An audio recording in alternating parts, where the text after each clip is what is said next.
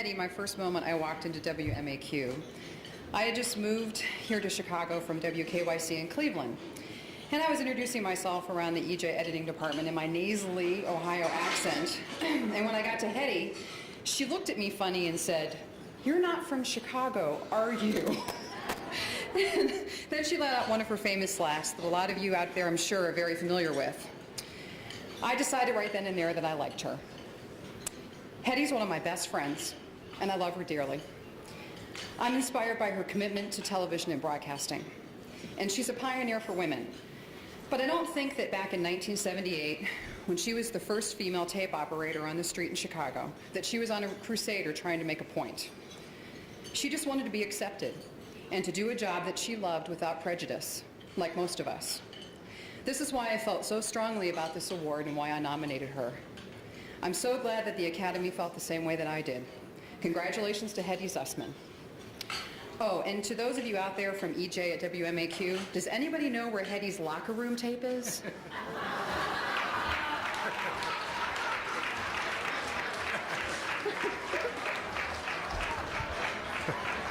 That tape is not going to be shown tonight, I guarantee you. I am proud and honored to have been selected to help usher my dear friend Hedy Zussman into the Silver Circle and to be with the former members of NBC5's family, Mary and Jack and Muriel and Lynn Aronson, who was singularly invaluable to my growth in the television news business. So good to see that all of you are finally receiving the recognition that you so richly deserve. In a few minutes, you're going to be seeing a video of Hedy Zussman, skillfully and lovingly produced by another one of our NBC5 colleagues, Anna Vassar. There's going to be lots of facts that you'll see, and there's going to be lots of laughs contained in this video, which captures the lives and times of Hedy Zussman. She's been called the Jewish Jackie Robinson in the minicam shop, the Rosa Parks of the all-male sports locker room. I bore witness to her toughness on more than a few occasions, like the time that she was boldly taking photographs of a gang member in Cabrini Green. The guy looked up and said, "If you keep taking a picture of me like that, I'm going to shoot your kneecaps off." Hedy, of course, responded with, "Oh yeah? Why don't you just try it?"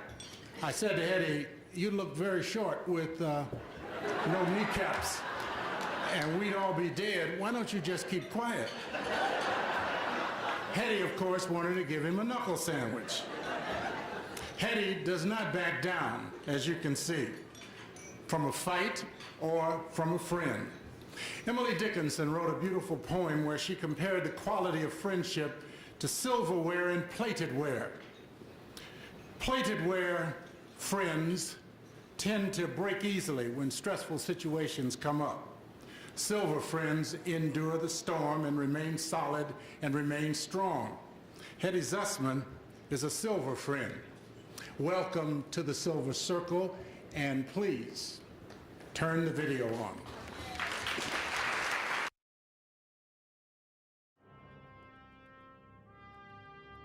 In the beginning, there was Hedy.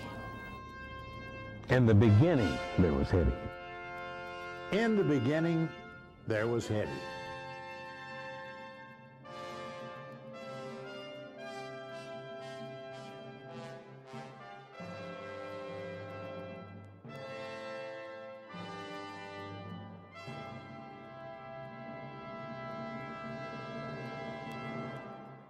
In the beginning, there was Hedy.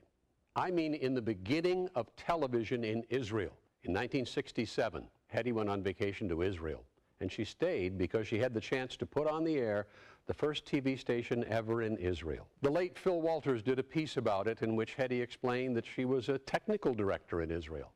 In Israel, it's called the Natevet Tamuna, which is the vision mixer, and I mixed the vision in the control room. What was that like? It was crazy. We had British people, we had people from South Africa, from France, the Netherlands.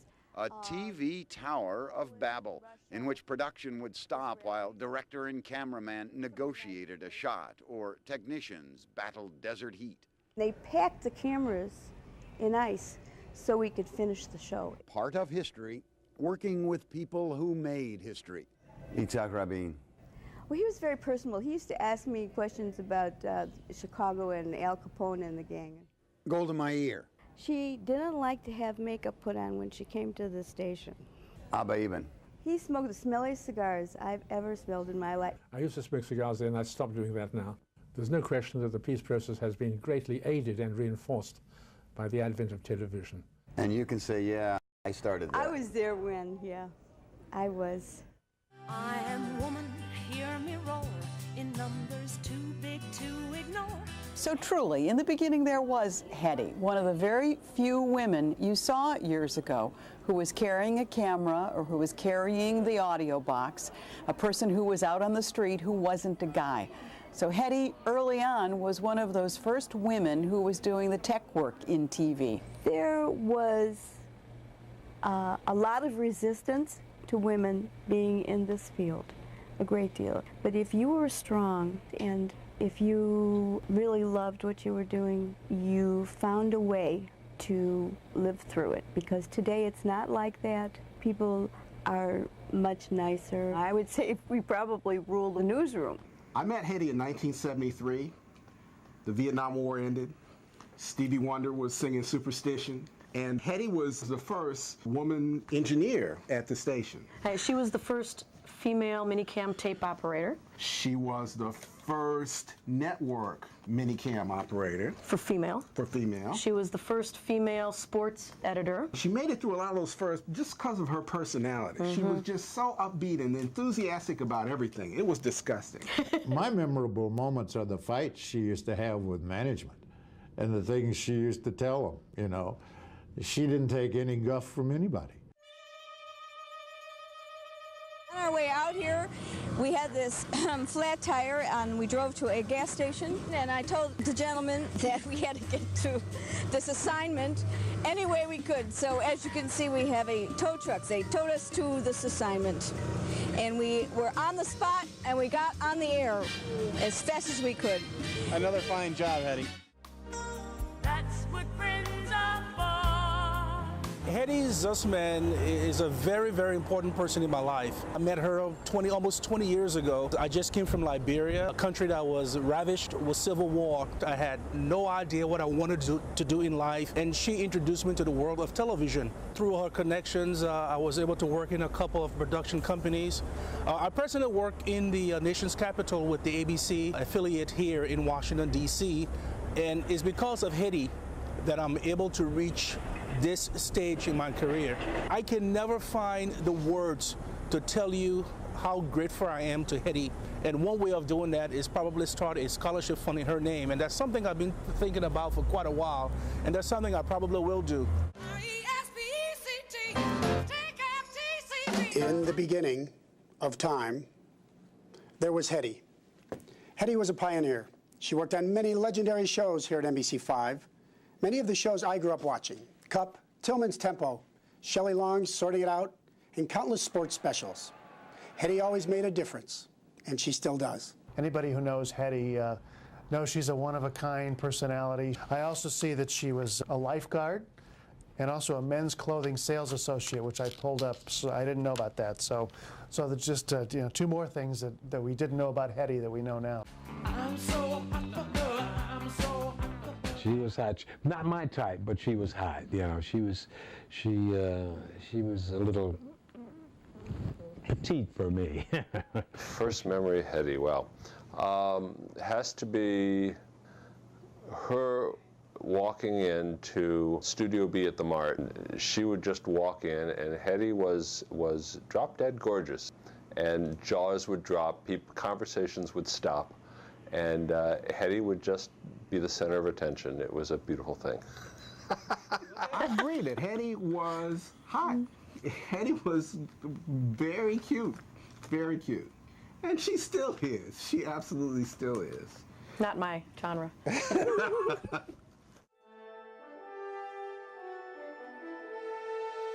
I would like for a moment to talk about your taking the camera into the Bears locker room as one of the first women ever to be allowed to do that. You're short, Hedy, and your eye line is a very interesting point of discussion here. So are the outtakes, but not today. We won't talk about that today. You know, in the beginning, there was Hedy, a real pioneer, actually the first woman to actually have access to an NFL locker room. Now, I heard they used to kind of challenge her in there. They did. These guys would flash her and everything else, but she didn't flinch. What did she do? She'd actually videotape them. She took pictures of them? Absolutely. Naked? Naked. Glad she wasn't doing this interview. Boy, you know it. Kind of drafty.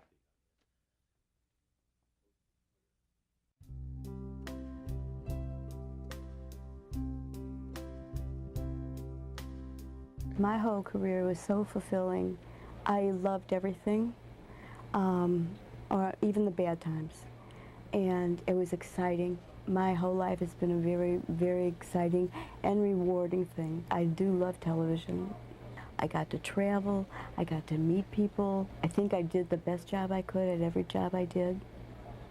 And I don't think I would trade it.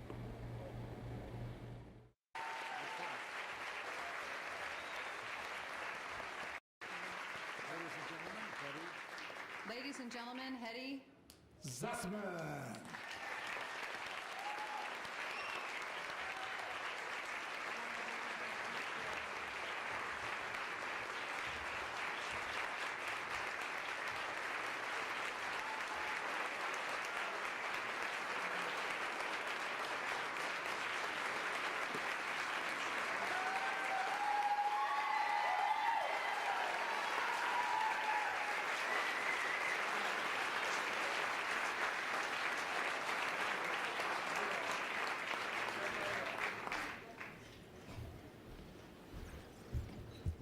Thank you.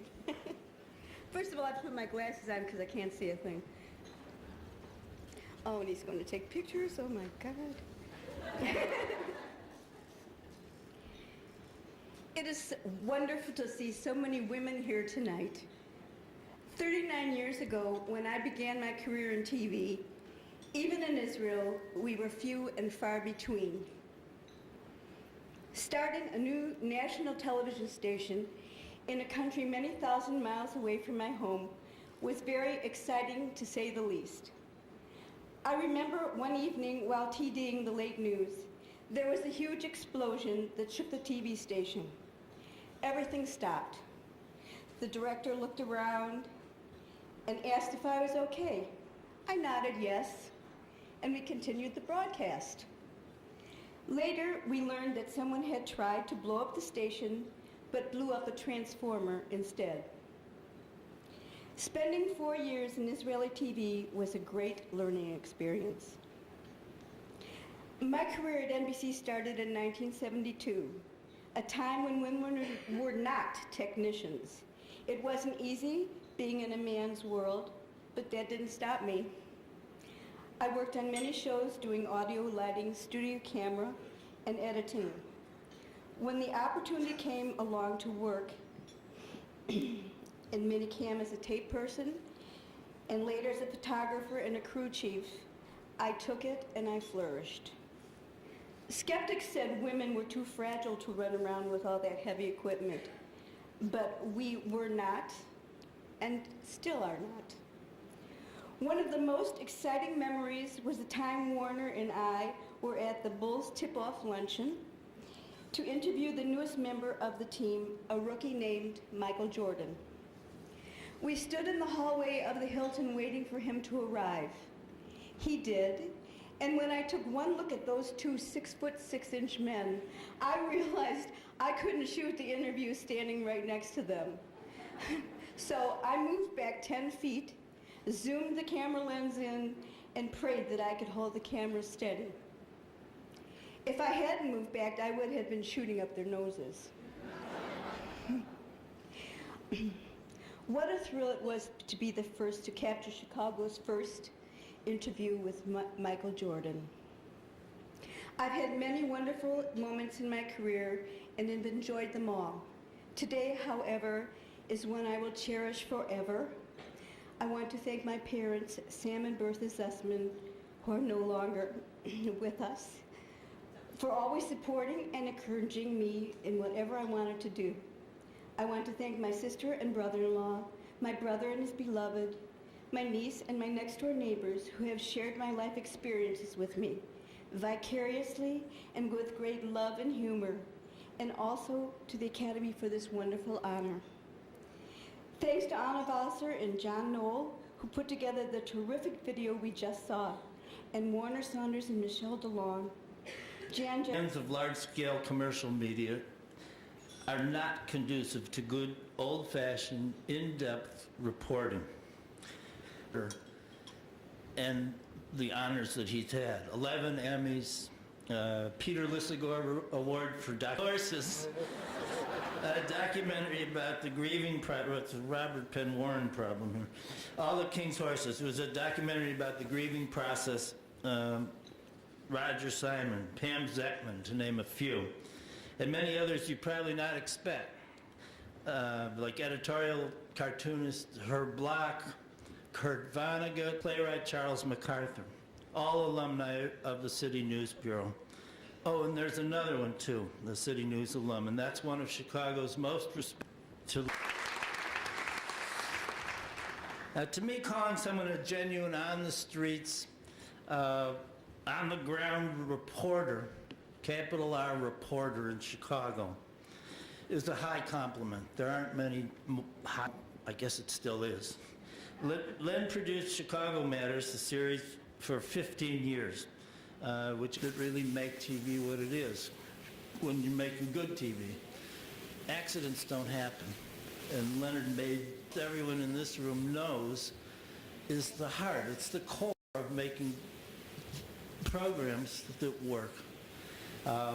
Even after he was an executive producer, good shooter. And to edit his own work, I think first analog and then digital. And that thirst to learn, to experience the world Tonight, the prestigious Silver Circle Awards. The annual event recognizes outstanding individuals in the television industry who have devoted 25 years or more of service and who have made significant contributions to Chicago broadcasting. Tonight, we're proud to congratulate one of our own pioneering camerawoman, top-notch editor, and librarian extraordinary.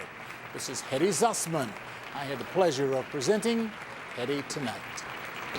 My career at NBC started in 1972, a time when women were not technicians. It wasn't easy being in a man's world, but that didn't stop me.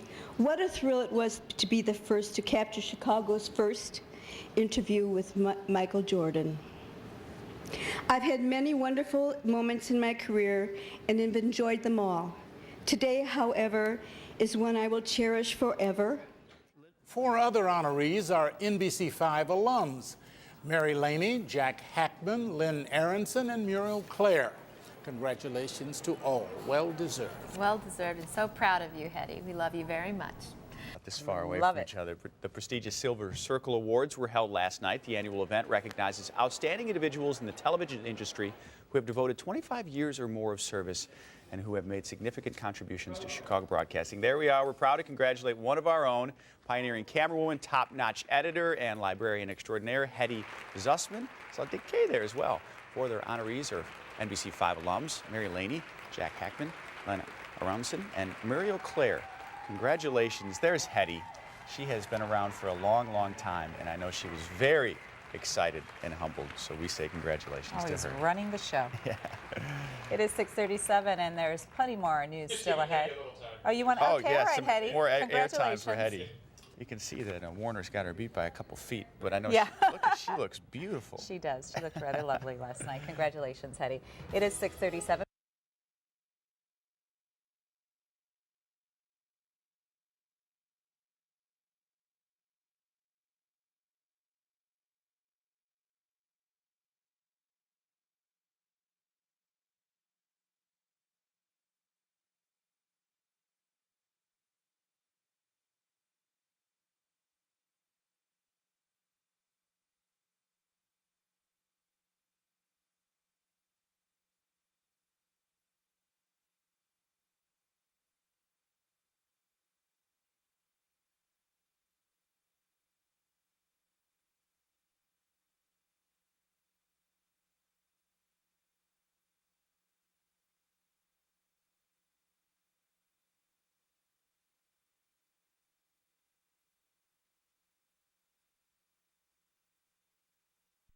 Court order. One source cannot give Madigan what she wants, its attorney says, because that would violate its duty as a consumer reporting agency. We're making sure that our clients' personal, private credit information, financial information, is protected as required by federal law. An argument Madigan's office calls concocted and little more than a bad faith attempt to withhold documents.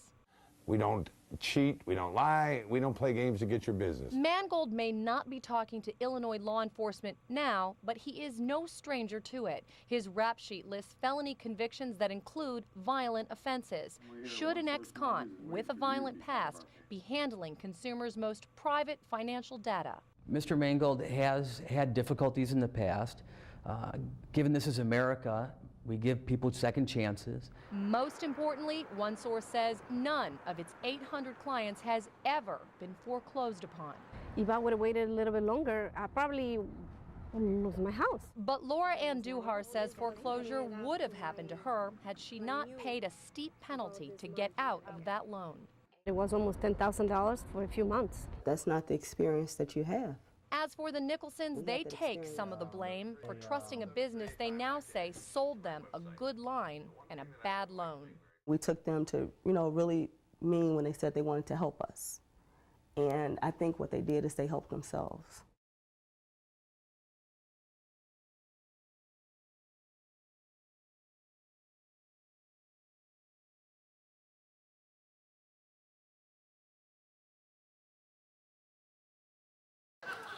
No, I'm not being lazy. This I wouldn't plan on starting until season 7, because this is